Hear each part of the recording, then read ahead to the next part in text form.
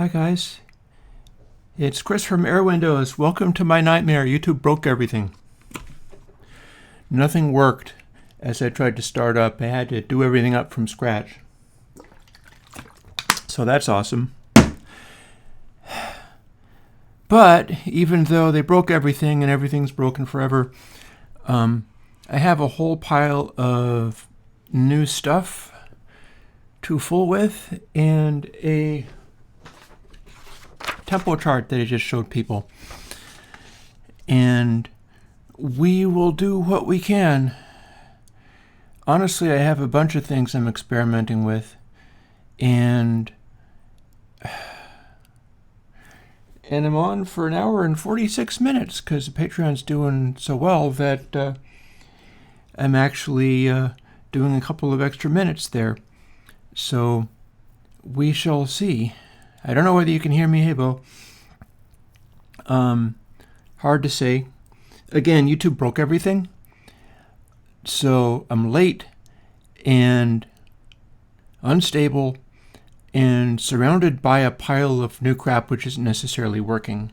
On the other hand, some of the stuff that I'm experimenting with has its interesting points. For instance,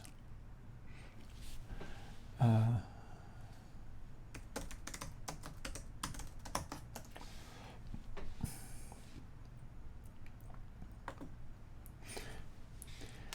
going to try a little thing. This might be a new way for me to keep tabs on chat. Isn't necessarily working. Oh God! On the other hand, feedback. Check it out. I'm experimenting with has its interesting points. You're looking at a video of a Linux machine with an HDMI output. And so I'm going to have to mute that momentarily. I'm going to try a little thing. But there's the thing. Be a new way for me to. So that's going to be weird. I suppose I could just have it echo louder and louder over the course of the hour and 46 minutes. But I'm not going to. But yeah, hey, it looks as if I can run the chat.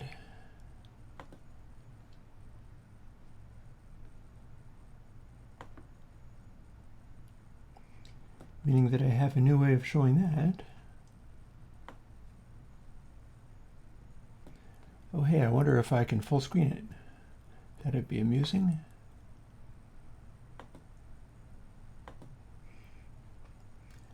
Signs point to nope. But that is another thing that we can do while I struggle with all of this various stuff. And I got my studio view and my usual camera. I was talking about this a little bit. This has brought me to a space where I'm learning how to do this kind of stuff in hopes of being able to explain it going forwards. And I learned some neat things. For instance, I have also learned that, God, what was I thinking? I was learning something interesting. Oh, here, this is what it was.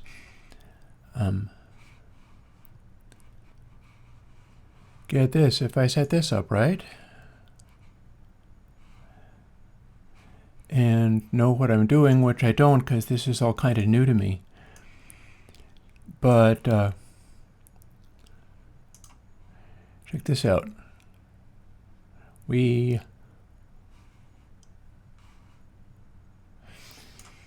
I can do strange things with these cameras because this is the discovery that I made. And let's see, here's how we reset that. Oh, and also this has an autofocus, which if I'm in the center of things, it can fail to work properly. So let's try that again. Let's try that while holding up something that I can focus on.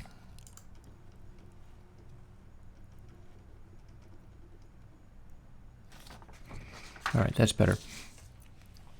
So the new thing here with regard to me doing this, like as if you would be interested, don't mind me, I am juggling the Linux box. That's the one that used to be running Minecraft servers, and now I'm compiling the Linux VST plugins on it.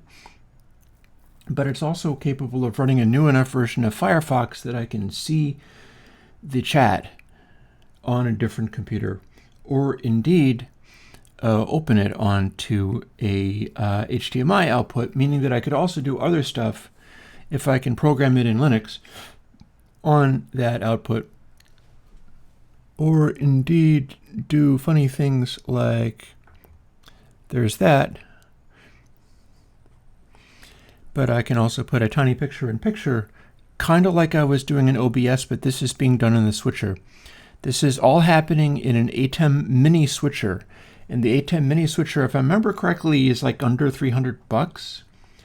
So the thing about that, and I wish I could show you the background. Actually, I probably can. Boop. Yeah, so this is the thing that I'm fooling with. And the camera is controlled by this dingus up here. And this is part of the $300 thingy. So if you were setting up this kind of thing, like if you were doing a music, video, YouTubing sort of deal, and you needed to put together your system, I now have some very clear ideas of how that should be done. Because it's hard to get these ATEM minis. They can go out of stock fairly easily for the obvious reason if they're just that amazing. But what you do then is you start backing it up with a particular kind of camera which I have been setting up. It's the camera that runs this. Let's see.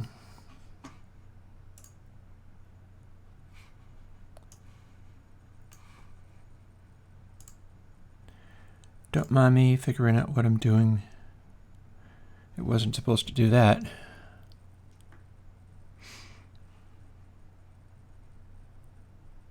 Oh, I know why it's doing this.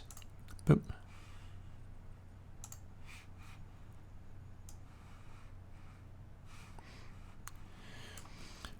So this is kind of crazy madness. Don't mind me. I have to figure this stuff out. I have to learn how this works. And what we are seeing here, I'm able to run this camera, right? And the way that the ATEM works is I can switch it among these cameras. I can also run the laptop on HDMI into here. And so you can see that. I can tell it to smoothly fade between things if I want. You can tell it to run batch scripts using a XML file, which it just kind of records what it's doing and goes from there. And then you can edit that afterwards. So when you see people doing stuff and they're playing music, for instance, and just kind of having the camera switching while they're playing, that's how they're doing it. They're probably doing it through this exact device. But what makes it extra interesting is that, as near as I can tell, this device could XML record any of the things that it does, like setting it to different durations for changing to the thing, or setting a cut bus to immediately go to it, or telling it to dip to white. You could probably also tell it to dip to black, or swishing along the side, or squishing, or sliding from thing to thing. Basically, I think it can be told to do all of those things using the XML file. And that means what am I doing? I'm doing all kinds of craziness. I can barely see the chat, but at least I have the chat on a separate machine. I have the chat here, so I can see what you guys are saying. It's just somewhat delayed. And I came up with yet another funny thing to do, and basically, check this out. So you can probably still me. Actually, I can test that by... Oh no, there's a big long delay. The camera is probably still showing, but you know how I would use a piece of paper and pens and stuff to set things up? Well, if I'm not correct, if I am correct rather,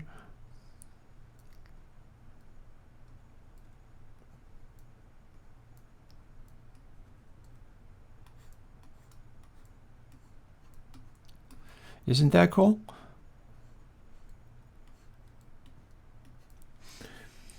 So that is like glowing letters in the sky. So doing this in this way means that, and I'm drawing that. I've fooled around with a bunch of different graphics tablets over the years, but what I'm drawing it on is like, yeah, I know, Bo, that you liked when the chat window was in the regular window, but like YouTube changed everything and the video system has changed and everything has changed and broken. So I can put that back if we get tired of this fooling around, but I wanted to show you some of the things that were possible at the moment. And this means that I can draw stuff on the actual screen, or indeed just delete it like that.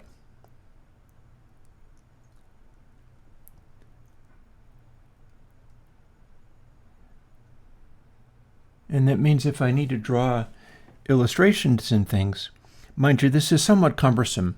Like, here, I can do this. I can do this if it's not too broken.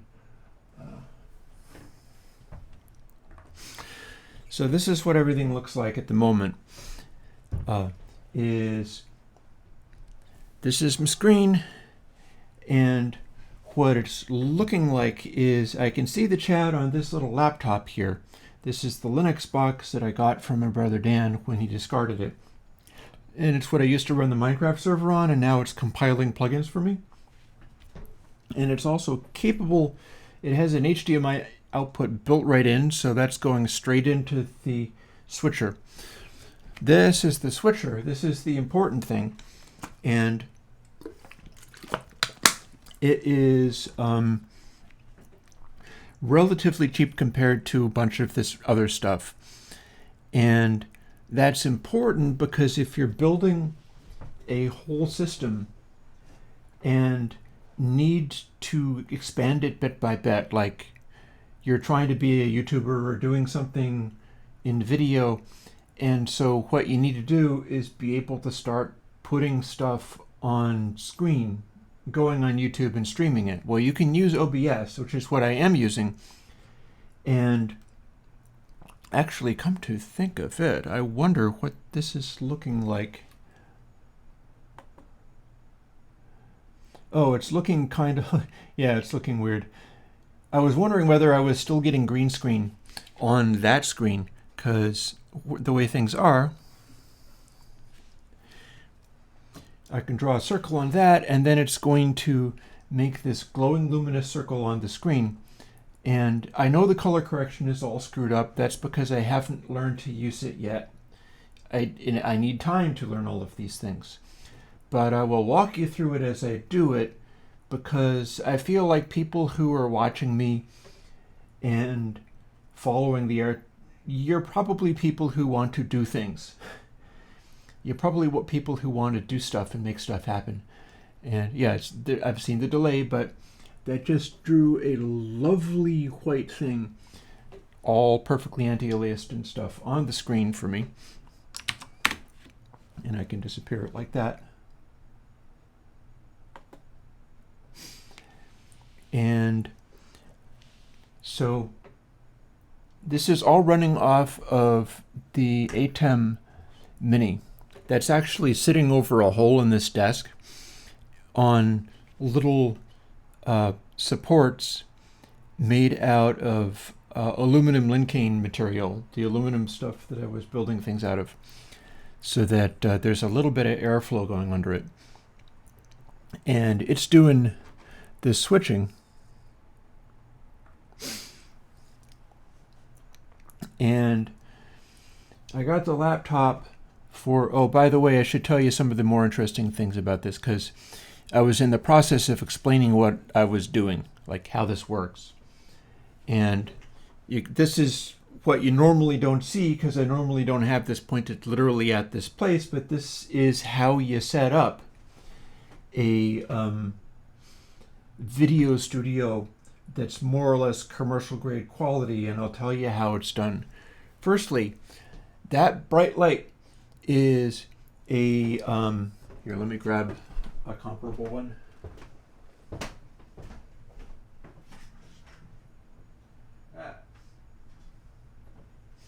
So that's where that thing was.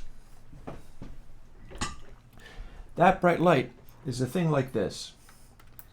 This is a Fight Electric, what they call, it's kind of like a corncob light. And some of these have noisy little fans built into them. This one does not. It has aluminum heat sinks and plastic for protecting you from touching the LEDs. And this is a relatively low wattage one. It's like, oh, I don't know, 35 watts maybe. For an LED, that's really bright. And I just got this at Home Depot, but you can get them in various places, anybody that sells them, I guess. This is the kind of thing that you use, and the reason it's a giant sphere is I bought a simple paper lantern. And you can maybe see a little bit that one, which is a brighter one, it's the equivalent of 150 watt or something, or perhaps even more. It pulls about, I don't know, 65 watts all by itself. It's a very bright LED light. But it is sitting inside this globe because that's diffusion. You might also do things like get a lighting umbrella or get complicated things that are much more sophisticated, but you can get paper lanterns for really cheap. So what you do is you do that, and the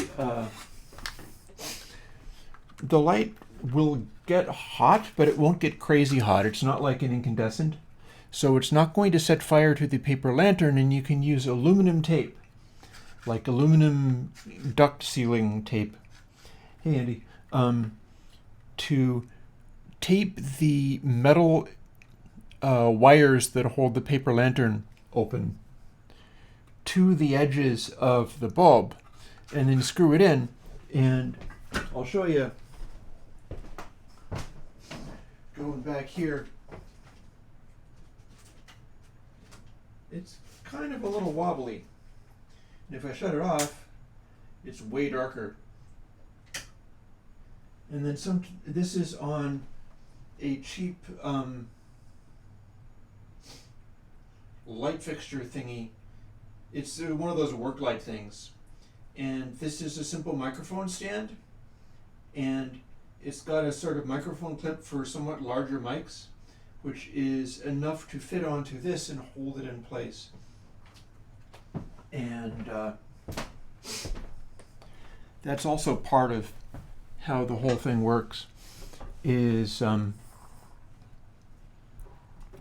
lighting is super important. I don't always show people the lighting, I don't always show people the behind the scenes, but as long as I'm in the middle of rebuilding all of this so much, I might as well walk you through it. I'm also forgetting that I need to be speaking into the microphone. Whatever. At least I can raise my voice a little bit enough so that you can actually hear what I'm saying.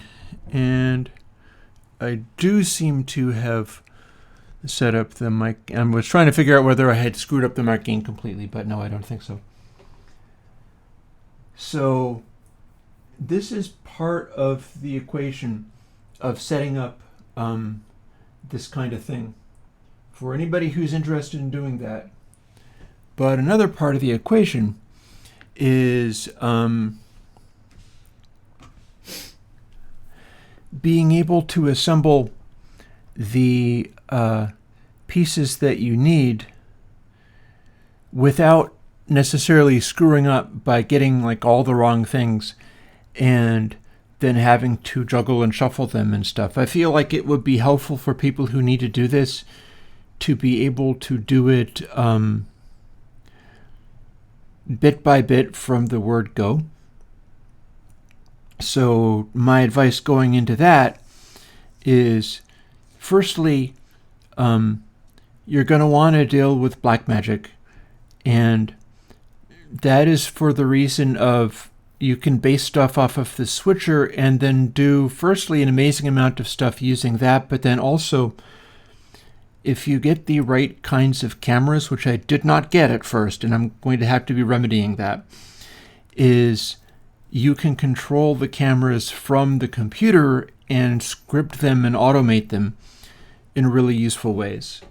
Like, it's a very different thing to be running like a Panasonic versus your Blackmagic video-oriented cameras. Like, and the distinction between that is that well, let's start sketching stuff out. Like, if you were running a man, I'm getting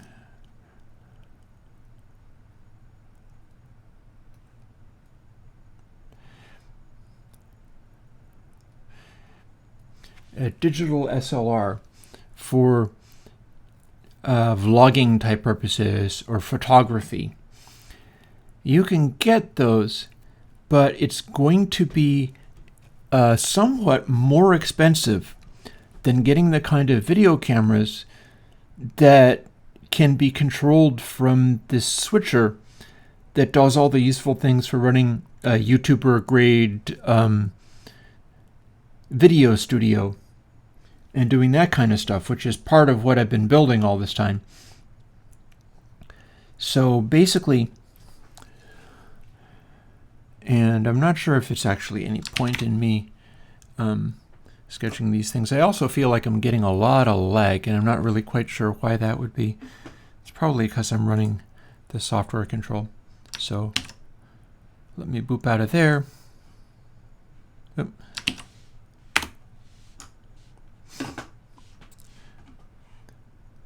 Don't mind me, I'm bopping. I'm showing you various strange things because I'm juggling all of this stuff weirdly. I'll glance at that.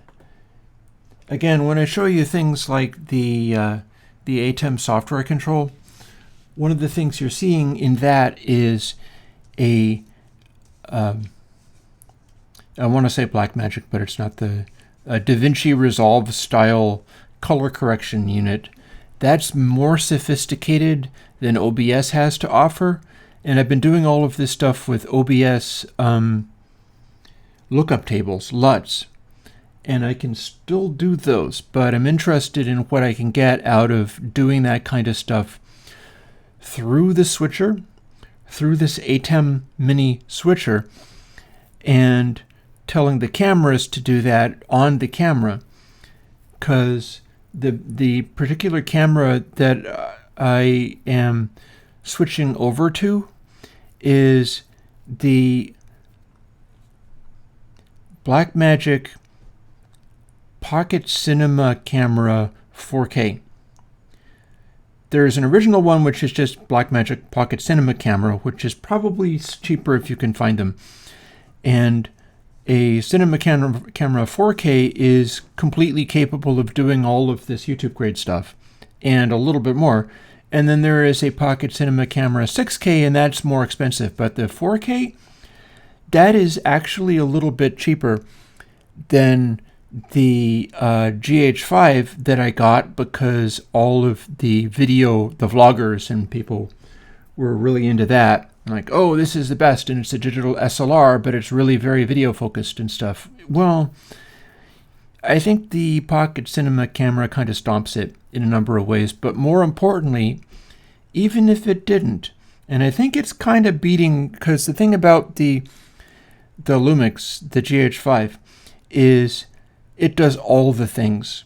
It's way more complicated. It's got photography stuff going on. Everything has all of these options. Oliver Q knows what I'm talking about. It has all of these options. Here, you know something? I feel like I have demonstrated this effect enough. I just really wanted to show that because there's times that I'm going to want to use this. But having done so, I can quit out of here.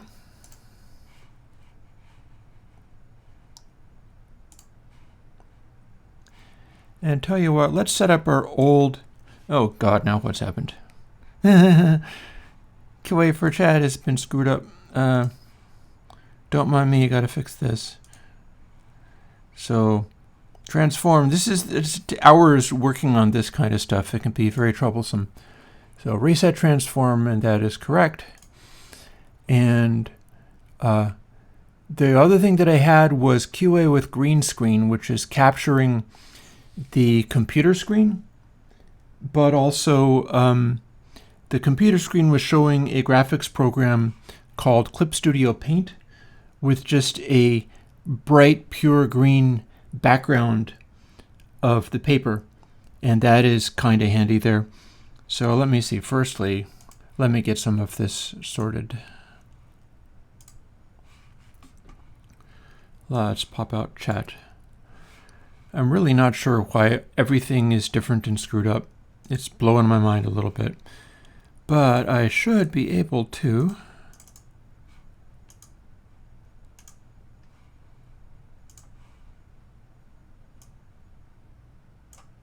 Boop.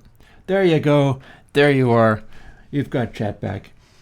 Which means that I don't necessarily have to have the Linux box handy, so what I can do is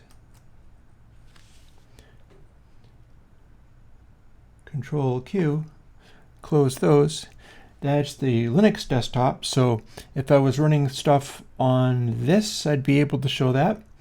I've also wondered whether maybe it would be cool to like run text mode on that and then like set it up so that it was just an overlay, a Luma key overlay, so that it would be some insane bursts of text going across the whatever the camera was doing.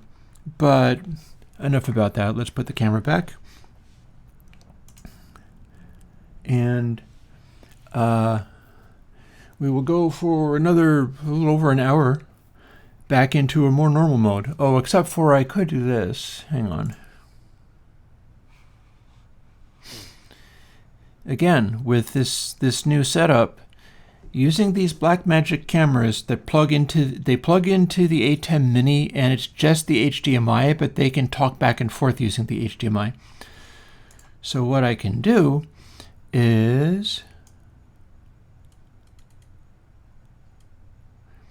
brighten things up just on the camera. I can also fool with the white balance and stuff, and there is a load of work that I have to do about that stuff. But that's as maybe. And I'll close that. Oh, by the way, this A10 Mini, it's an HDMI video input. There's no reason that you couldn't run a Raspberry Pi into that.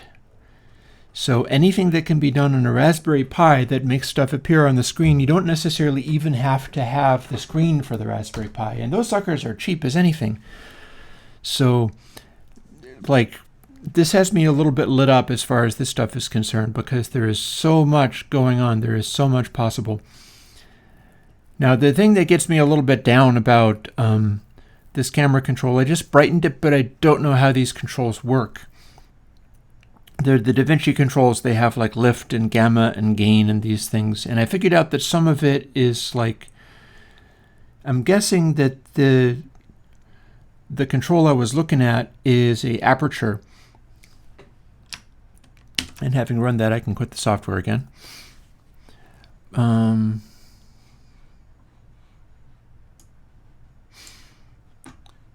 Oh, and let's go to live chat. Just unless anybody is being really difficult, I prefer to be in live chat so that anything anybody says can actually be seen.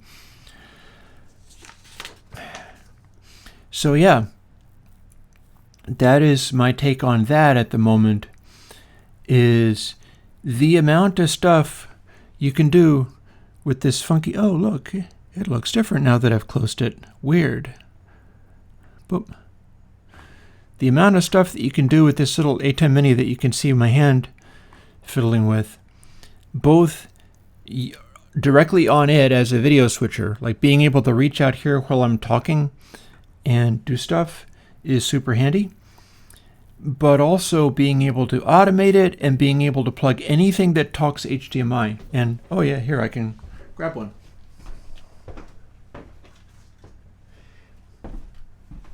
I had grabbed this and brought it back down to where I could get at it for exactly this reason. This is a Raspberry Pi. This is not an expensive computer. It's very accessible. I got this little plastic box and I got the heatsink in here. And see, HDMI. And you know, the A10 Mini, it will take any HDMI output and convert it on the fly perfectly to whatever the input is doing. It will start with input 1, and its internal processing is at whatever resolution that input 1 is. And then everything else just automatically gets adapted to that. You don't have to do a thing to fiddle with it. The one thing that I did need to pay attention to when I was setting all of this up was that Blackmagic Pocket Cinema camera 4K. I had to take it down a notch because you can set it up to film as if it was a full-on video camera to an SD card or whatever. SD cards can be expensive when they're that high quality because you get a really large one and it has to be pretty fast to handle it. And the Pocket Cinema camera can capture in ProRes and it can capture in RAW. And that is really, really high quality, especially for moving stuff. And it's very good at handling motion. But its top resolution for this 4K version, it's ever so slightly widescreen. It's ever so slightly like CinemaScope. You get black bars along the top and the bottom of the output that it sends to, the computer. And that's because the full width of the sensor, it's a little extra wide. It's capturing like a unnaturally wide resolution. So if you were doing that and actually filming movie stuff, you'd be able to do a widescreen CinemaScope style movie and get a little extra pixels on the edges for your processing and doing stuff with. And that is super nifty. That is super handy in its own right. So I had to tell it to be a extended HD format because I wanted the A10 Mini to be doing its calculating on a slightly larger resolution. I don't need the cameras to be doing literally 1080p, especially if I'm doing these fades and edits and things. I would rather it be able to do stuff that's a little more interesting. And yeah, you could take the Raspberry Pi like this one. This is just a very inexpensive device. And you could get like 4 of them and run them into the 4 inputs on the A10 Mini. And boom, you would be beginning to work with all the crazy video editing stuff. I don't know if you can make the Raspberry Pi understand the information that the Mini is sending, but the Mini is sending information through the HDMI. So if the Raspberry Pi is one way and only gets it, only sends information out, then it'll act basically like a dumb camera. It will act like the digital SLR that I started with, where it's just this, the switcher is getting the video from it, But if it's capable of getting information being sent back into the HDMI, then we can use these Raspberry Pis as remote little things that can be remotely controlled from off of the computer that's hosting it all. And all of this stuff is interesting, and it's kind of like how you do when you're trying to build up a modern YouTuber style, COVID era video studio, which is basically where I'm at with this stuff. So now, before I get so distracted and continue to chase down all of these other ideas like I do, I got one question. Bo is asking, do I keep track of how many downloads your plugins have?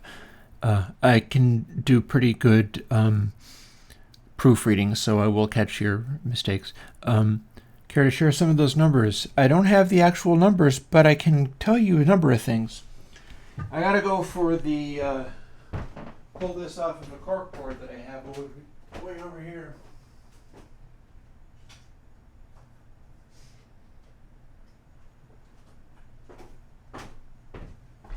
All right.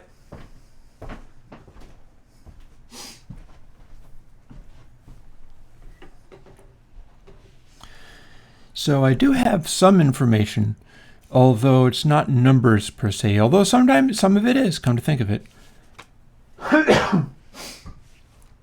And the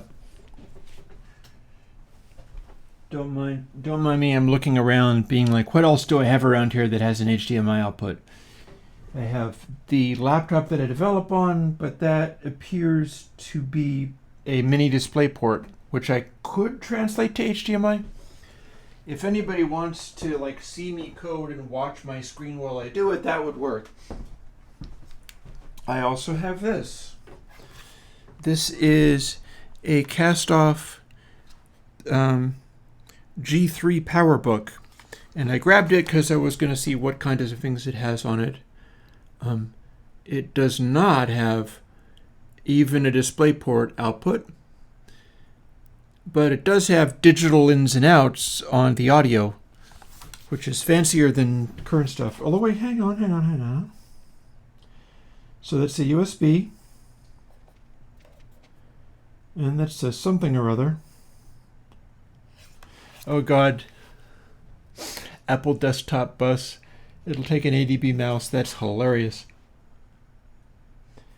And a video output. So this too would be capable of plugging into the switcher.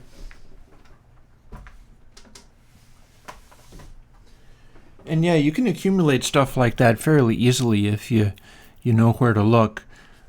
Nobody wants G3 PowerBooks anymore. But the question I was answering was some of the numbers, which thing is more popular. I made a list of notable traffic spikes. So what I've got here is,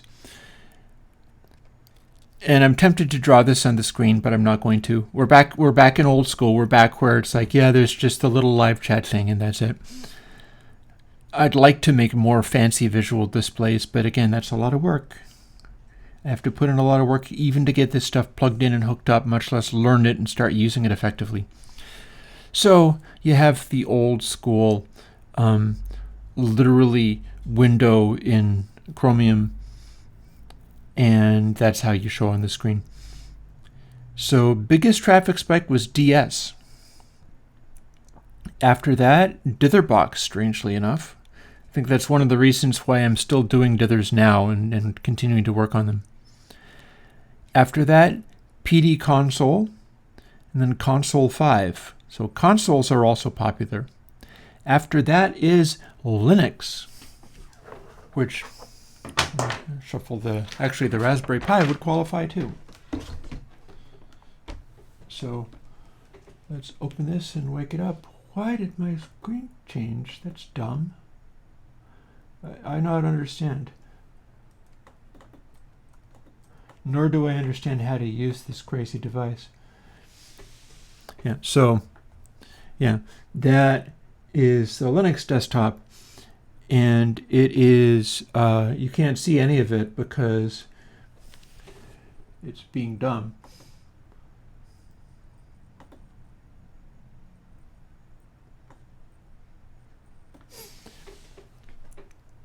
Yes, I can make the screen change thing periodic, and I'll tell you how. But what you're looking at right now is one of the most popular things I've done, which is namely release the Linux VSTs. And you're looking at the desktop of a Linux laptop. And the file manager in here is basically just what we've got there. Like I can go to CMake lists, and that gives me the script for, well, it's not the script, it's like the instruction manual for what it's going to do to make the Linux plugins. And let me see if this still works. That would be a no. That would be an extra no. I don't want to keep those things. Control Q. Let's not save any changes. So that is also one of the more popular things that I've done. And oh, by the way, I should also mention about the Blackmagic Pocket Cinema cameras. There's an on-air light on them.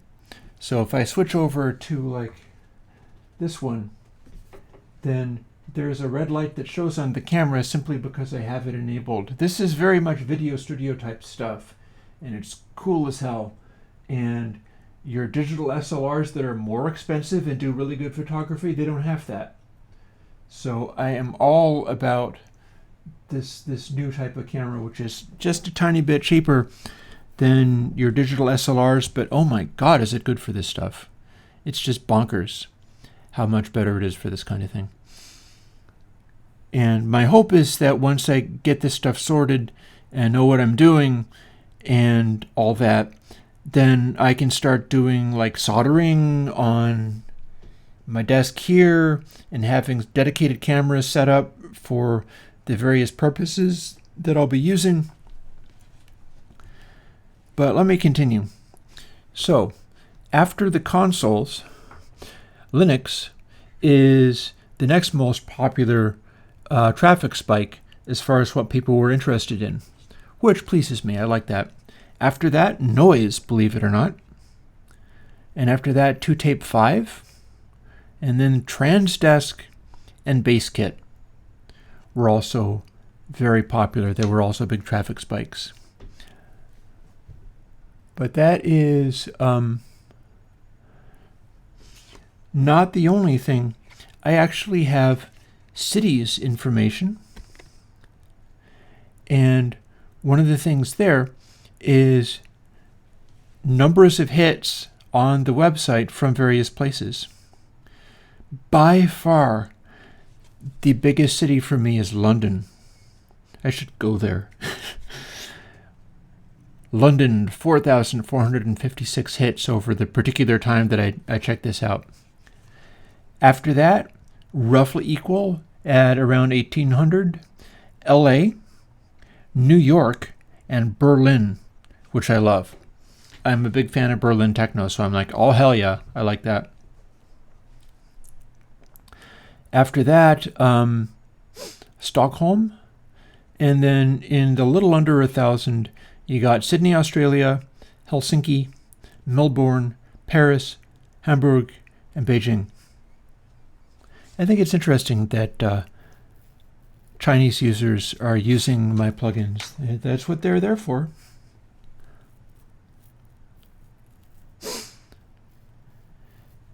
So let me see. Connor's repeatedly asking me some stuff. So what you're talking about is an interesting topic. It is an interesting topic. Because the thing about it is, in some ways you're oversimplifying.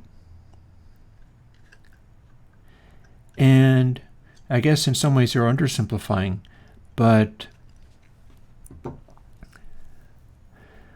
when you talk about like robots taking over the Earth, that's not realistic. What we're looking at the moment is a scenario where collective people, you can call that corporations, you can call it demographics, any scenario where you have large numbers of humans working together or being constrained to serve each other's interests or something. And you can, it gets weird when you got stuff like, say, Amazon, where Amazon is basically Jeff Bezos because he has control of the whole thing, but he represents an enormous collective person, which is Amazon. You got Facebook that's being controlled by Mark Zuckerberg, but it is a enormous collective person representing Facebook. And these are more of a concern than like robots, quote unquote. If you're concerned about, say, Google and their algorithms and stuff, which is probably the most significant thing to be concerned about if you're worried about robots, because like something like Boston Dynamics or something like literal robots, not nearly as threatening, not nearly as a concern. But Google is partly the algorithms that it uses, and it's partly just the sort of corporate person, the collective person made up of that entity. And it most definitely incorporates, quite literally, the many humans that are part of it. Robot Legion is teasing me. You know, I could put it on top chat if you get too stroppy, so don't worry about it. Collective people are considerably more of a danger to individual people than like quote-unquote robots, technology, AI, any of that. AI is still pretty dumb. It's very smart in some ways, and it's very dumb in other ways. If AI was really on top of things, then it would be taking considerable action to deal with things like, for instance, climate change, because that poses a significant threat to any AI or indeed collective person that intends to prosper. Because stuff breaks down enough, we start getting too many natural disasters. The intensity of climate disaster increases, as it does when the energy in the system increases, because it's a chaotic system. The structure that enables these collective people, the structure that enables these AIs, diminishes. We start falling back into more of a dark age, and all of that fanciness just goes away. It requires a lot of dedicated support to keep going. It is more vulnerable than we as individuals are.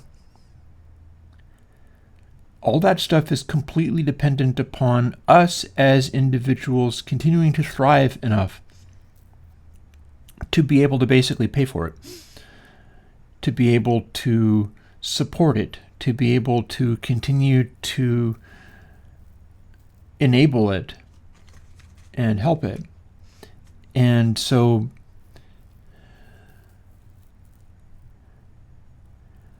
honestly, when it gets down to actual AI or, the robots taking over the Earth and stuff, done properly, that is better at maintaining functioning conditions for people than we are. Because, again, collective entities like corporations and things can go really off the beam in ways that a functioning AI would not be doing, because it seems as if collective individuals, especially when they are governed by a single fallible human, is more flawed, more capable of doing what you fear the robots would do. It's that simple, really. So be more worried about corporations than the robots, unquote. Also, oh, I see what you mean. Andy, you were saying, can you make the screen change thing periodic? The Q&A immediately felt more important and top-notch when I was doing this. And the thing is, by the time I do another music jam, I need to have a script for that going. It doesn't have to be that complicated. All it really needs to do is be able to switch between, like, camera feed 1 and 2. Maybe I'll throw in this other one over here, which is not currently on. It's the old digital SLR, which I need to treat in on one of these other cameras. I basically need to have that going, but there's no special reason to be doing it in an automated way on the Q&A. As long as I can do things like, oh, by the way, here, the Linux, and boom, go to the Linux and then put myself in the corner there as a picture-in-picture, and then go back to the regular screen. It's like, I get that the screen change thing makes things more fun. That's kind of why I'm setting it all up and why I'm wanting to teach people how to do it. But automating it, less of a thing for the Q&A, because I'm going to be manually controlling it more. That said, now that I have this on buttons, it's far too much fun to resist. So I will be doing that, especially if I'm doing things like soldering or building stuff, or like I'm building a Raspberry Pi and setting it up. Here, let's walk through doing this. And then I can put that on the screen, like the video for that, but for the middle of the Raspberry Pi. And we can work through all of those things. And then just with button pushes, I'll bit back and forth between video feeds.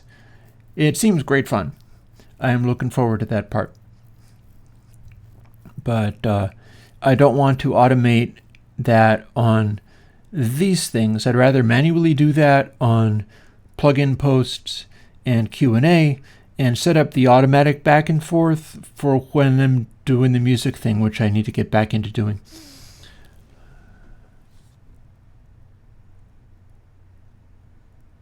As far as can we get a rotating Q&A stream, I don't honestly know what that means.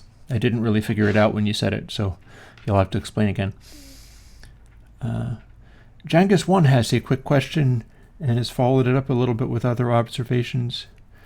Peaks only. Yep, that's what peaks only is literally for.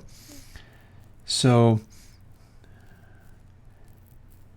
I think it is absolutely a viable method for getting a rough mix, because it's going to exaggerate any differences that you get. It'll get a really screwed up sound, but as it's doing that, you can rough in the sort of levels and be shown in a very quick and exaggerated way what is too much.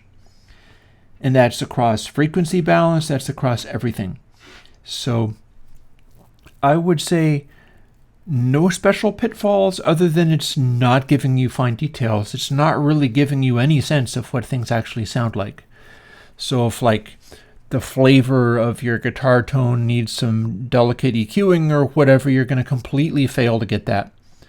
But as far as getting the rough mix, as far as getting the levels together, I think that's very reasonable. That's exactly what I did it for. It's more of a like test to see if anything's broken.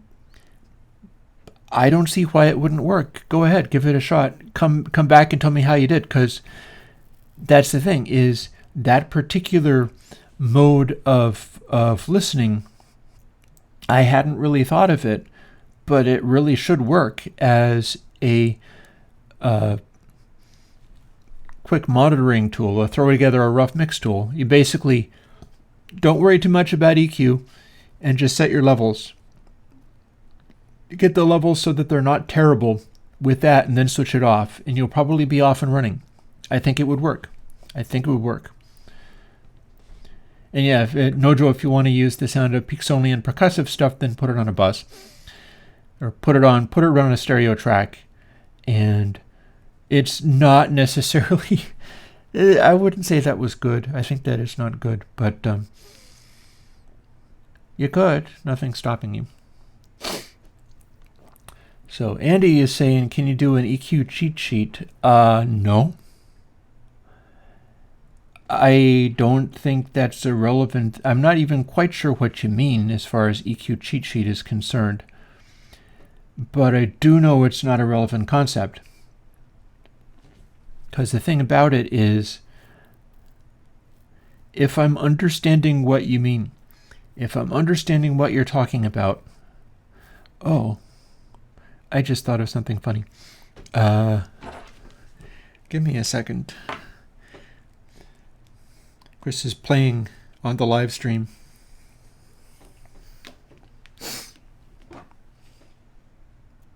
Let me see whether I can plug this in. How do we go?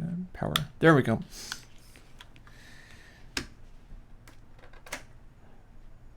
Unplug the HDMI from the Linux box. Let me see whether I can boot this Raspberry Pi up live on stream. Plug into the Raspberry Pi. Now let's see what we get. That's going to be blank.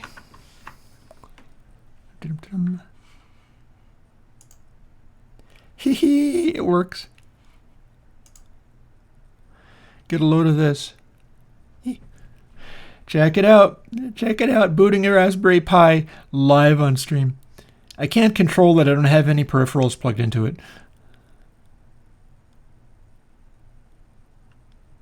And that's a load. Nope, there it is. Yeah, so this is all I can do because I don't have a mouse or keyboard or anything plugged in. But yeah, I just booted the Raspberry Pi into my video stream. Ta-da! Okay, that was far too much fun. Let's unplug it from the HDMI. And I think it looked really awesome too. Let's power it down.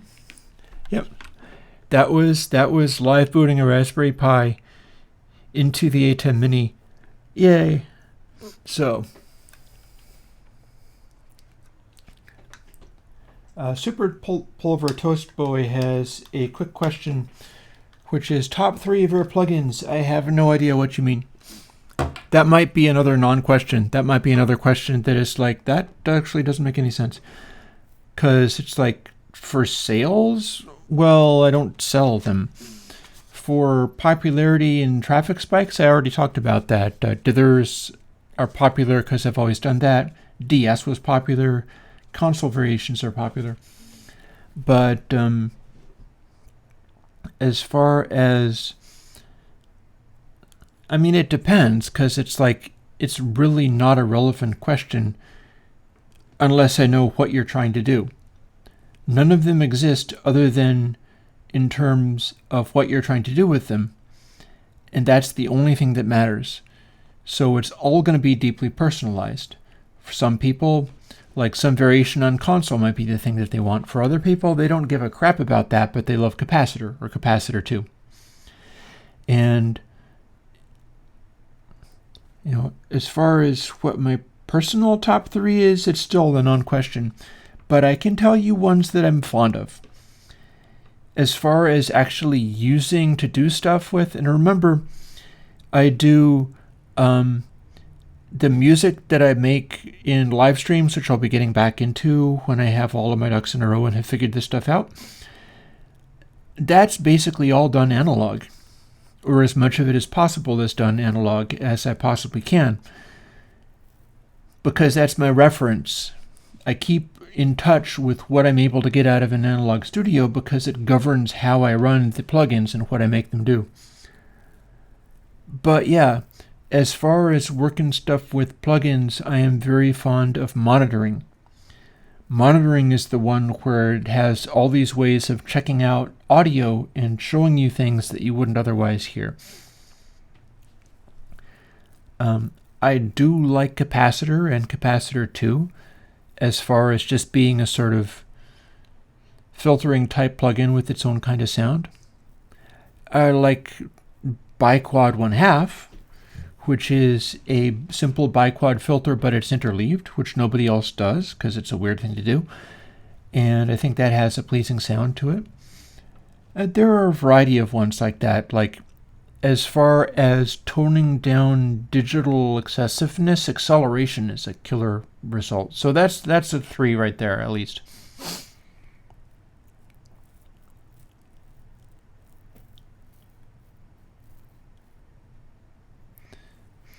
So yeah.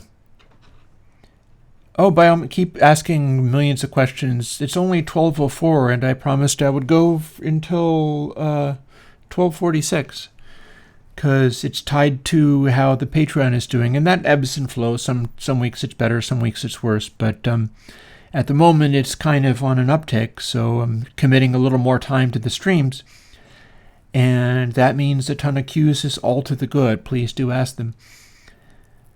So, and Bo, you were mentioning WordPress. Yeah, I am running WordPress from Airwindows. There's a lot of neat things about. There is a new comics WordPress theme that is kind of replacing the old Comic Press and stuff. And some of the cartoonist folks that I'm familiar with have talked about that. I forget exactly what it was, but it is a thing that WordPress facilitates a variety of good stuff. In fact, there is a thing that I need to do with WordPress where I've been using this security plugin, I think WordFence, and I've been using it for ages because there's a free version, and I really need to start paying that guy because they've been really good to me. So I will sign up for pay and slightly faster access to any problems that they become aware of, and set that up. But WordPress is an environment where if you learn how to do it, you don't necessarily have to write the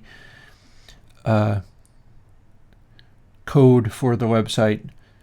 And as long as you're caching things properly and not running too many dumb plugins and stuff, then it seems pretty effective. And WordPress plugin for your WordPress page for your Reaper plugins, it sounds like a great idea. And in fact, I would be able to coach you on things like that, and even live do it. Like, I'd love to, for instance, take the Raspberry Pi and use that to log into a WordPress page, and then we can start setting up things or whatever, and I can use the switcher to like boop over to whatever relevant screen there is. Let me plug it.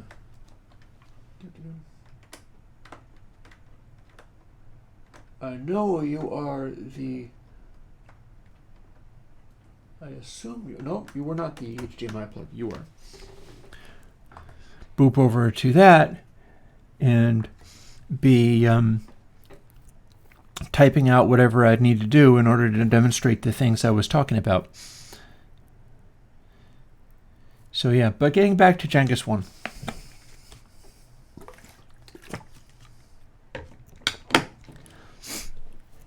I find I'm starting my mixes differently every time. Do you have a set workflow or questions you ask yourself as you're mixing?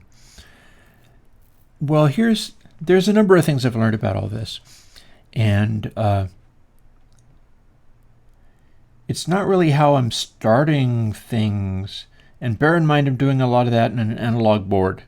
Like, you can see that I'm running the Heritage Audio analog board, and I've got that all set up. I've got little color things on the surfaces of the pots, and it's running through the MIDI verbs for my output reverb.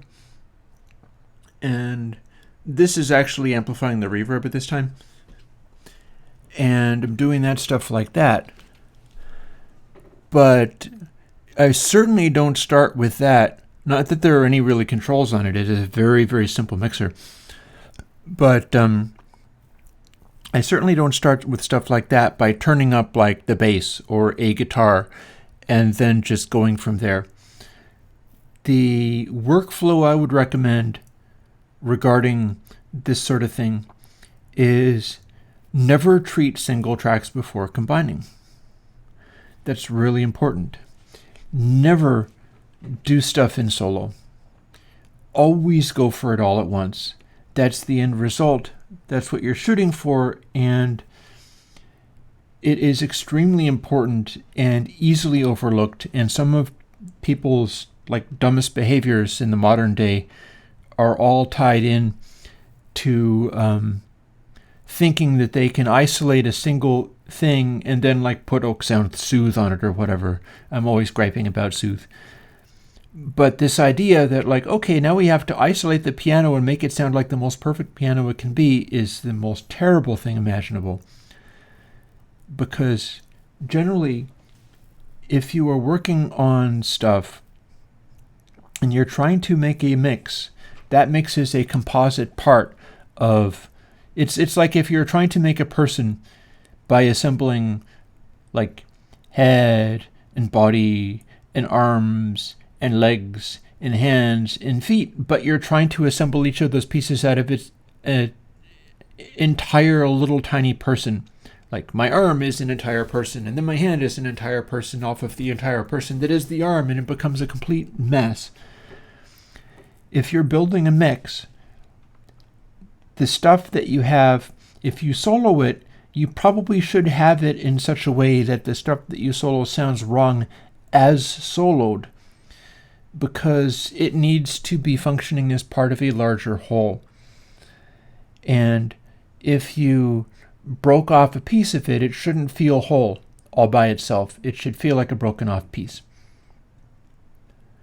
So the answer to that, as I guess a beginning question, is actually now at this point I'm curious whether you're my friend's kid. I have a friend in town whose kid is getting really good at rock and roll music and is looking to learn GarageBand and stuff. So I might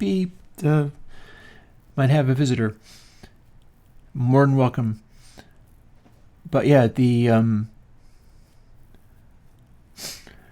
and Nojo putting out monitoring for VCV. I don't envy you. That's a lot of work, but that should be cool. RA Recordings, a simple driver plugin that lets you use the AS. Well, I can't do that. That's on a different level from what I work. I work within DSP software in individual plugins, and I do a lot of stuff in analog, and I do a lot of stuff defining what the plugins would have to do. But as far as coding driver plugins, I'm way far away from that. I'm not your man for that.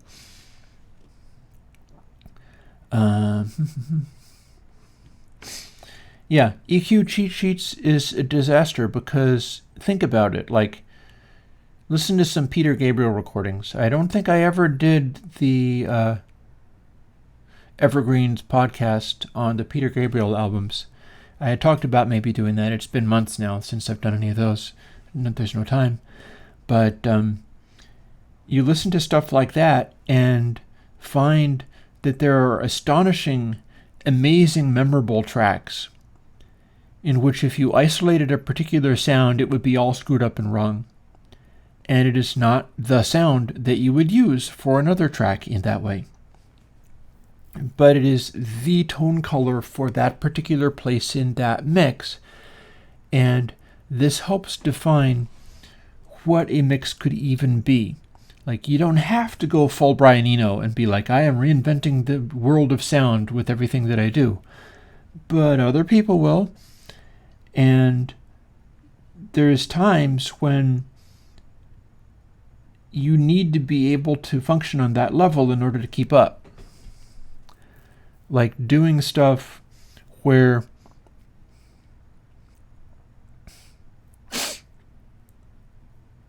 you can target any number of things.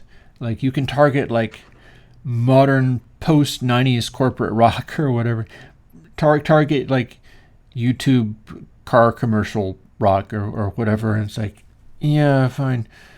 Or you could target like 1970s retro classic rock, and I like that, but that's not necessarily interesting to other people. You know, you can target big house EDM music, in which you'd be doing a lot more in terms of limiting and making stuff loud. Or you could target stuff like electro or trance or, you know, like majestic trance or whatever. I forget some of the details. But in any of those things, those are choices. And increasingly you have genres defined by stuff like fine details of tempo, by stuff like the way that you handle certain kinds of things. Like I'm fascinated by drum and bass. Like there's a notable drum and bass act out there, which at least I think are hot stuff. And one of them is actually aware of my stuff and enjoying my plugins. And it was like, yes, because I like your music too. And it's fascinating the ways in which that becomes a necessity for like constructing stuff in a particular way. It kind of has to feel digital and electronic and kind of thin and hollow, and you have to be doing some really weird, interesting stuff that typically extends up into the high end quite a lot. And if you're functioning in that genre, there's just requirements. Like you're not going to go, I need to do modern drum and bass, therefore I need to get a Studer 16-track recorder and mix on a Neve. It's like, no, not even virtually, not even imaginatively would you do that. Instead, you'd be like, okay, I'm mixing in Max MSP. You know, if that's, I think it's at Max MSP. Like I'm mixing in a node-based digital audio workstation that's really kind of freaky and strange. And you'd be doing something like that. And so the idea of an EQ cheat sheet is so reductive that I can't even stand it. And this is from somebody who enjoys making like progressive rock sounding mixes that really nail a particular genre and time period. And I can do that, but you'll notice that when I do live music, I'm using some of those tools to fit into more of a deep house kind of style. Like I've really made a stride when I worked out that the genre that I was working in was space house, because it's kind of like ambient, but kind of not, and it's got the house music beat, but it's not really breaking it up in the way that drum and bass does. And because of the functional nature of it needs to be a weird place that you sort of go and sit and live there for a while, there's a nurturing, warm quality about what I'm trying to make happen that works with my fondness for analog stuff. Like when I took the Music Thing modular chord organs and worked out how to upsample them so that rather than running at 44.1K, they were running at 340K, giving them much less aliasing. That was a huge stride as far as me getting my sound. You could also tell it to run at 37K or 22K for more aliasing and a grungier sound. And you could totally do that. And it doesn't fit with what I'm trying to do in general. So the whole EQ cheat sheet thing, it's like, no, start drawing up documents or sketching out ideas for how you want sound to go. You can't be instructed about stuff like that. You got to form your own opinions about what kinds of sounds you want. And knowing that, you can get more interesting as far as how you approach it. For instance, if you go like, I really enjoy old school hip hop rhythm tracks, but I want to put cello and flute over it. But after doing the cello and flute, and I want them to sound mint and wonderful and magical, but they need to be over these grungy old school hip hop tracks, then that tells you something. It's like, okay, you're wanting a certain degree of lo-fi, and there's stuff you can do about that, but you're also wanting a certain degree of old analog gear that's running primitive digital inside it. Because part of what you're getting is the limitations of the gear. You can get things like a Bastel Grandpa sampler, and that's a Eurorack sampler that you could load information into, and you play it back and it's super low res, but there is no anti-aliasing filter to it. So there's a particular kind of grunge and rasp to it that requires, it's like you can take this lo-fi Bastel Grandpa thing. It's a cool little device, by the way. It is a Eurorack module, but the first ones that they made, and you can still get them this way, I think, were a wood panel, like a little oak panel that was CMC machined to work with that. And it's part of them keeping the cost down, and it's also because they're crazy people. Bastel is like crazy in Czech. And if you play stuff out of this Bastel, especially if you're changing the sample rate on the fly and just messing with it, it does granular sampling, it does a lot of crazy stuff. If you really work that out and throw in a bunch of control voltages and make it freak out, it's not at all the same kind of low res as like if you made an MP3 of it. It's doing a particular flavor of low res that would require really high quality recording to accurately and perfectly capture. Because it's like if you made a guitar out of a cigar box and you went like, okay, that's a cardboard cigar box, so this guitar sounds like absolute crap.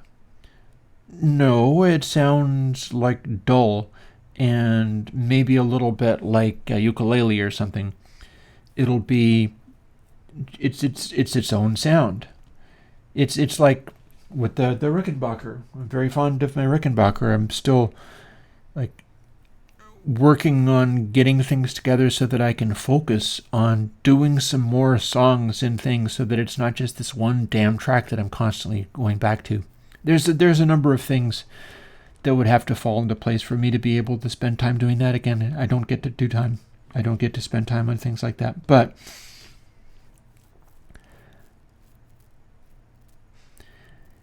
you can say, oh, well, this is a Rickenbacker, therefore it needs to have the rotosound strings that are completely brand new and bright. And it's like chime, and it's, okay, that's very high resolution in a certain kind of way.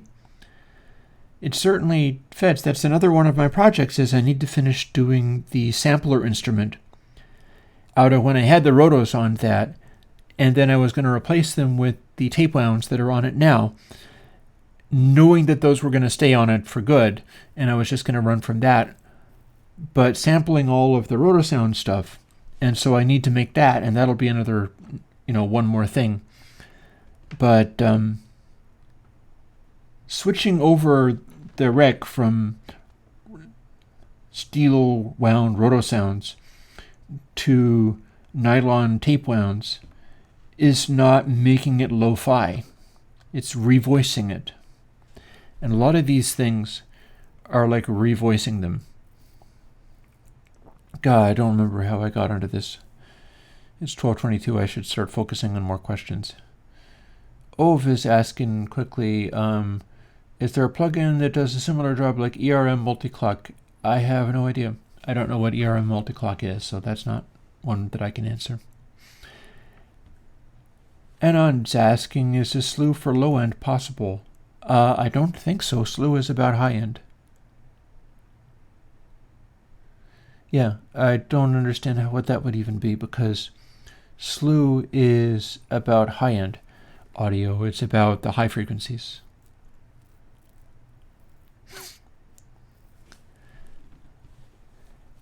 Yeah, Marissa, an interesting point about mixing kick drums in solo is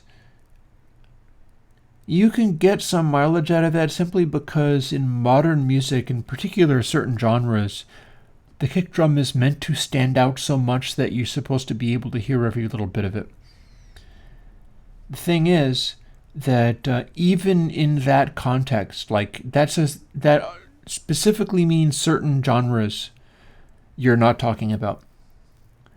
Like there are genres, and I touch on some of them, like some of the stuff that I do with the deep house type stuff. I really kind of need to approach the kick drum in the context of everything else that's happening, or it will simply dominate and not merge with stuff. And that'll be fine for many people, but it's not necessarily what I'm after.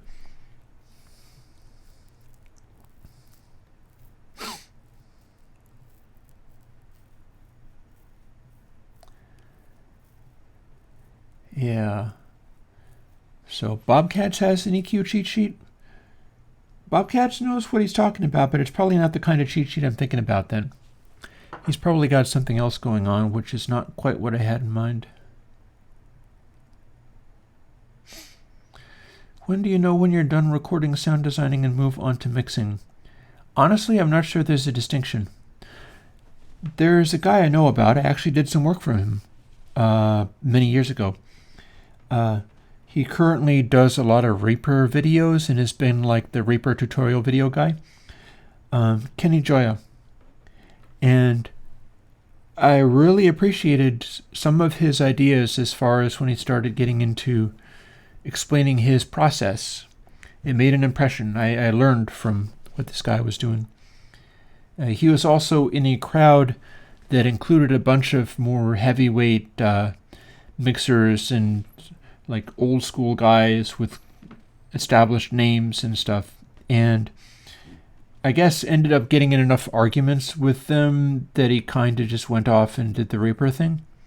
But it always struck me that I liked the stuff that he was doing, and I thought his attitude and approach was very interesting. Specifically, Kenny frames a mix through the entire mix process. He's got all of the stuff that's going to exist in the final mix there the entire time. And he records stuff into the mix as it will be, like at about the right level, meaning it's not necessarily slamming he's not like optimizing by making everything take up all the bits. It's like, that's not how that works. Instead, he's going to record stuff in at about the level it's going to need to be in the mix. And it'll all kind of work that way. And again, he's doing it in through any compression, any reverb, delays, anything he's got going on that's going to be in the final mix. He's going to track through all of that. And that's one of the reasons I've leaned so hard on doing plugins that don't run latency. Because if you're running a bunch of latency plugins, that will make it impossible to do that. Even if your computer has enough grunt, it's putting these little delays through various plugins and making it impossible to go there. But if your plugins are zero latency or effectively zero latency, then you're able to do that even if you've got a lot going on in the mix. And that's what I would recommend. I'm with Kenny 100% that way. As far as if you're working in a DAW, start framing everything together as it's going to go and just sort of build it bit by bit as you go. Maybe it'll take you to some unusual places, but there is no distinction between recording, sound designing, and mixing when you're doing that. It's more the challenging question of, are you done? Did you do enough things? Did the latest thing that you did add or subtract from what you're doing? And that's its own challenging question, especially if you're in the DAW. And one of the things that we have, and I don't know, I wish I had. In a sense I do, and in a sense I don't, because there's so much going on that I just wind up like lying flat on my back, staring at the ceiling with too many ideas in my head. But when we don't have like a big Hollywood studio behind us, or a major record label that's bankrolling us going into the studio to do this and that and stuff, what we've got is time. What we've got is time and ability to focus on things to the extent that we have survival taken care of. And that is very much its own resource. Like, I would not be Chris from Airwindows if I didn't have, over 10 years spent before Airwindows was even a thing, just kind of holding up in a barely surviving scenario and just sort of trying to learn stuff. Being interested in things. And there's no substitute for time in doing that. No substitute at all. You have to be able to just kind of go like, I'm going to get lost in this rabbit hole and then start exploring this thing for the next 6 hours, 12 hours, 18 hours, who knows. And you could be spending the same time playing video games. You could be spending the same time doing any number of things. But if you've got enough curiosity and you're willing to indulge it in exploring stuff. See, this is the reason why I always fall back on plugins and downloadable free stuff, concepts like the tempo stuff. The tempo stuff isn't going to cost you anything to play with. Stuff like Linux, which I'm very enthusiastic about. People who have time and are just at a survival mode, put stuff like that in their hands and you will eventually wind up with new things coming into the world that didn't exist before. And I think that's really important. Way back earlier, we were talking about being afraid that the robots were coming, and the whole idea of like, oh, robots and AIs are going to replace everything, and it's like that CGP Grey thing, humans need not apply. There's mixed opinions about that. In some ways he is correct, and in some ways he is not.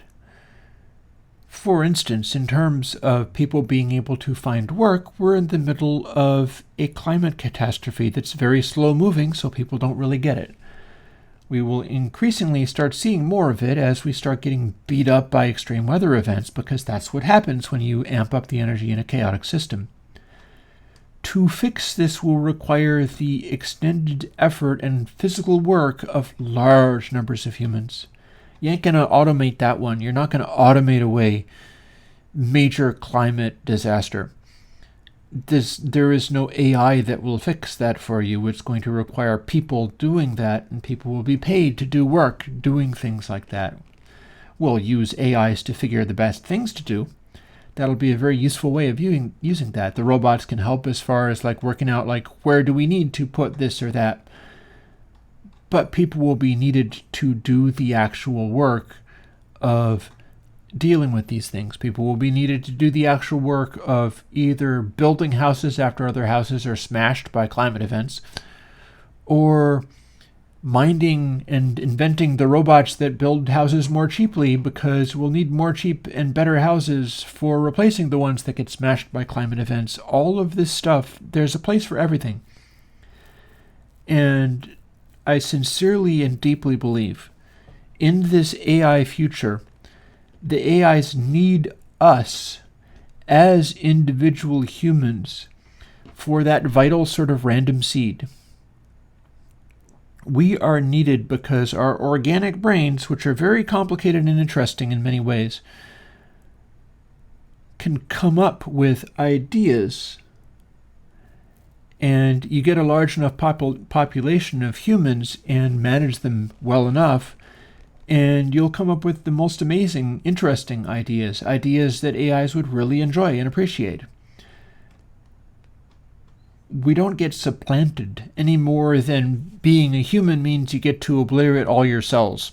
It's like, oh, I don't need any cells. I am a creature of mind. I am a creature of entirely spirit. So as a human, I am going to dissolve all my cells in acid and then flush them down the drain. It's like, that doesn't actually work. That's not how that works.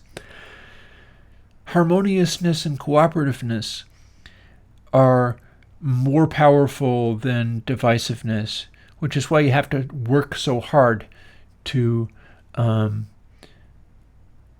further divisiveness for those who want to see that happening.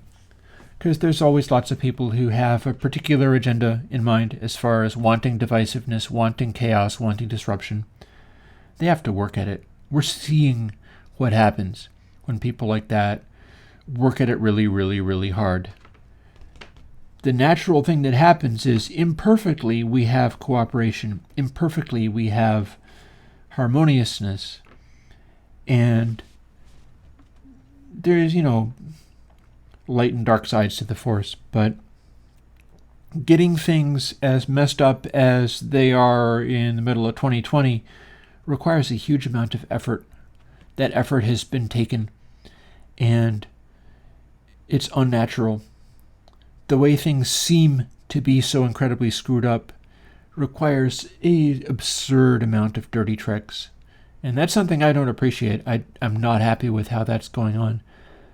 But it is some comfort to me that it's costing so much money, it's costing so much effort from these foolish, mean people who just want to watch the world burn for bits of the world that they don't approve of or don't like.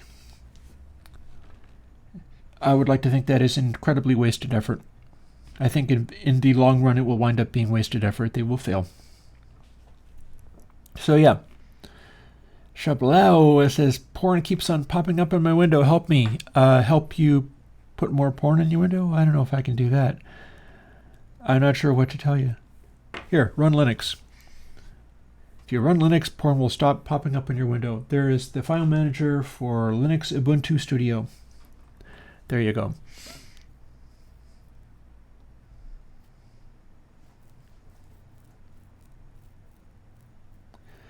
So Andy was talking about, and I got about 10 more minutes to go for my stream. After that, I'm going to go and crash. I'm going to rest. But Andy was saying we have every kind of plugin and every variations on them. You think so? You really think so? Do you think we really have every kind of plugin and every variation on them? I bet you're overlooking something. I'm not sure exactly what. If I think of it, I'll put it out, and then you'll have it. But that is, everybody has always said that throughout history, like, well, we have literally everything now. There can be nothing else other than what we've thought of because we're so clever and we thought of everything. It is crap. That is not so. So what will I think will be a brand new idea? I don't know yet. I didn't come up with it yet. But in general, broader terms, EQs, compressors, delay, reverb, limiter, DS, dither. I am honestly not sure, but there's going to be new things. Like, I'm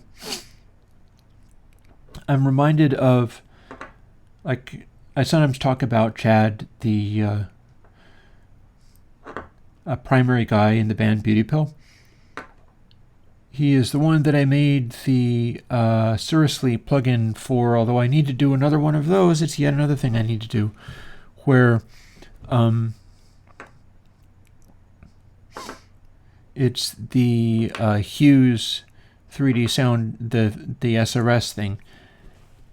And he was posting on Facebook and mentioning something about how he listened to trap music, but something that always knocked him out of it was the really hard, repetitive, aggressive sounding hi-hats, which I thought was interesting. Because it's like, stuff like that reminds me of, like old school minimal techno, like post-Plastic Man, Richie Houghton, where some of the stuff that he would do was very edgy and very mechanical and robotic, but it gets mechanical enough that it becomes something else. It becomes a, zero into a trance, not because something soothed you into a trance, but because something annoyed you into a trance. And the idea of these hi-hats that are deeply obnoxious, it's like, yeah, I've got some modules that can do stuff like that, like square wave generators with logic circuits inside them, namely the mini shimmeries that I get from Blue Lantern. Those would be very good at making that kind of hi-hat. You just set it in such a way where it was really obnoxious. I also have Electro Hat. I have a plugin that does stuff like that. But the idea of taking audio and music and bringing out these different qualities, like bringing out repetitiveness or bringing out annoyingness or minimizing repetitiveness or something like that,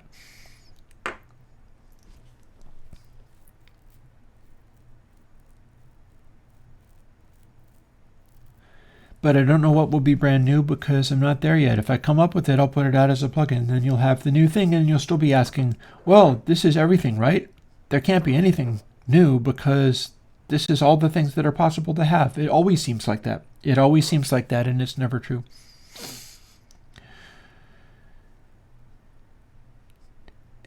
And he says all we need is AI listeners who will listen to the songs that humans make and honestly appreciate it.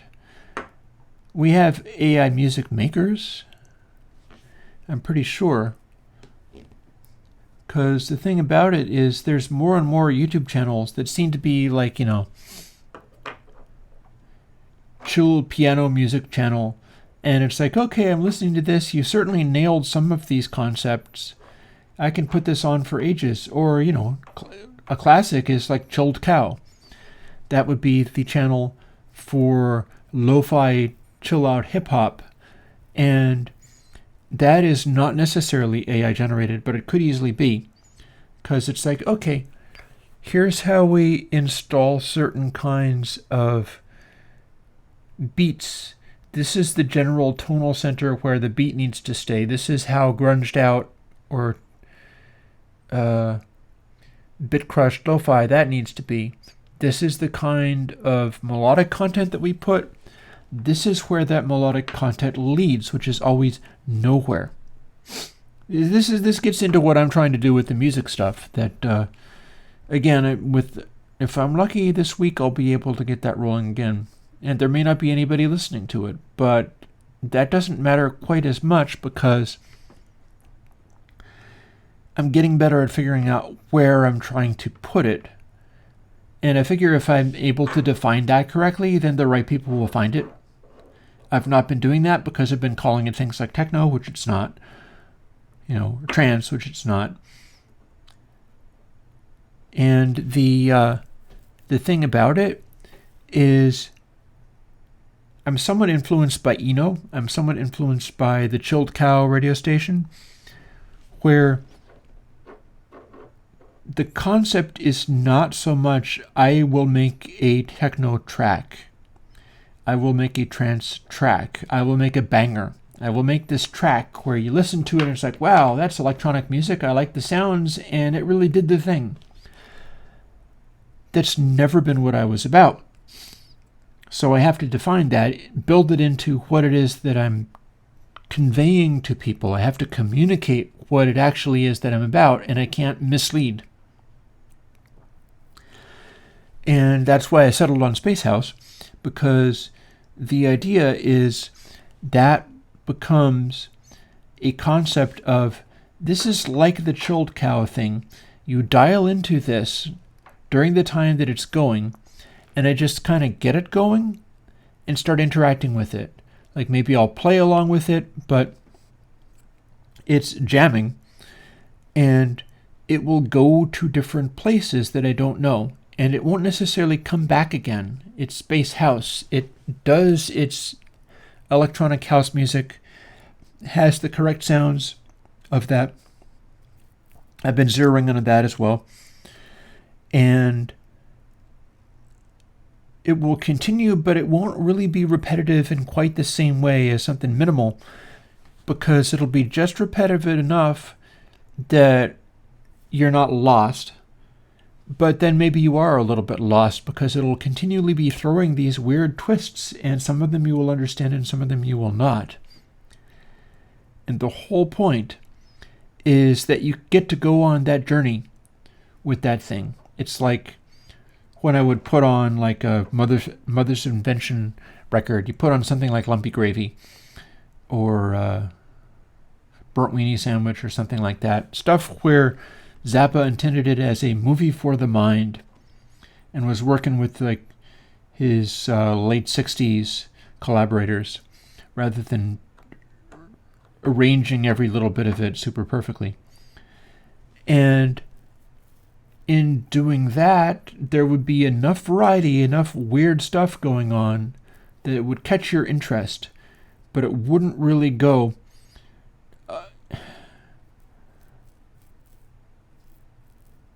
the idea is that it should be able to do a genre of performative music that is kind of like what the Chilled Cow stuff does, what the lo-fi hip-hop radio station thing does. Ideally, you'd be able to set it up so that it would play continually and just constantly go. And you could join it anytime you want. You maybe wouldn't understand what it was doing. Maybe you'd get it, maybe you wouldn't, but it would be throwing enough interesting variation into things. But then you wouldn't necessarily be expected to get all of it. It would just be a place that you could go, a place that you could visit and hang out, and for, whatever benefit you found. And that's what I'm trying to bring. And that kind of touches on the talk of inventing new things. Because I've been working on that for literally some years without necessarily seeing a lot of progress. Part of that I feel is because I didn't define it well enough. But that is a different thing from trying to put together a techno banger. It's a different thing from trying to put together a DJ set, because that also is orchestrated in a particular way. It's not like the space quality of a DJ set is not necessarily what that's about. That's probably about orchestrating your experience so you're like, wow, and then you danced, and then you danced some more, and then you danced a whole bunch, and then they let you breathe for a little bit, and then, oh my god, the energy came, and boom, boom, boom, boom.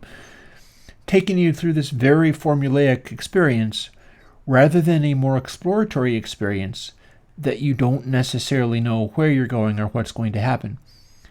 And that to me is interesting. That to me touches on similar things to that lo-fi hip-hop internet channel stuff, where the idea of a musical or artistic place that you can go, where you can just sort of go there and spend some time at it. And so what I do is I fool around with all these various things and get excited about stuff like, hey, I can plug this into the video thing and switch among it so I could tell this to do something that would be relevant to something that just various stuff that can be done to contribute to the experience. The stuff like getting lighting together, the stuff like getting camera stuff together, trying to make a consistent feel where you'd be tuning into this thing, maybe you'd start watching what was happening, and it would cut between cameras enough that you wouldn't get super bored, and there would be lights going on, and there would be visual effects coming in or going out, and yeah, the idea of, and it would all be sort of tied together, it would all be kind of part of the same experience. That's not necessarily a new thing, it's been done before, but new variations on things. And in particular, it steps away from the need to be able to make like hit songs that everybody is going to want to download and listen to or buy or whatever. It's like, well, if that's no longer a thing, then what do you do with music? You do something else. You make it a place that you can go. Or you make it a place that you're just going and you share it if you want to, but it's mostly about you doing it. It's hard to explain, but I think there is a lot of capacity for that stuff, and you never can tell when something is going to click, whether it be with a large number of people or whether it's just an amazing thing for a particular person for whom that really matters. So yeah, it's getting on towards where I need to lay down for a bit, but hey, listeners, I don't know, maybe. Bo is asking, do I have a plan for a Nice and Smooth limiter plugin? I'm not sure I can make one of those. Audio unit users will know that I have the Airwindows peak limiter plugin from back in the day. That's now downloadable and usable. I haven't ported it yet, and I'm not sure if it really does that. It's not a look-ahead limiter, so there are limitations to that. No pun intended. But I'd be wanting to think of like, what does that constitute? What does a limiter mean? As opposed to something like, say, NC-17, which is out. Stuff like that. And DAG2099, yeah, the developer of the VCV Rack plugins has actually been in the chat. So by all means, come and mention that you enjoy the VC Rack stuff, because that person is here. And I appreciate what he's doing too. So Bo and Ahmed are talking binary to each other. I think that's time to head. So I will fire up my screens. I'll bounce around the various things again. And what we'll do is we'll say goodbye to chat.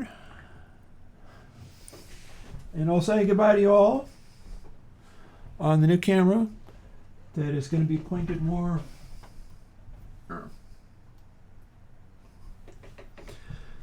that way or something like that.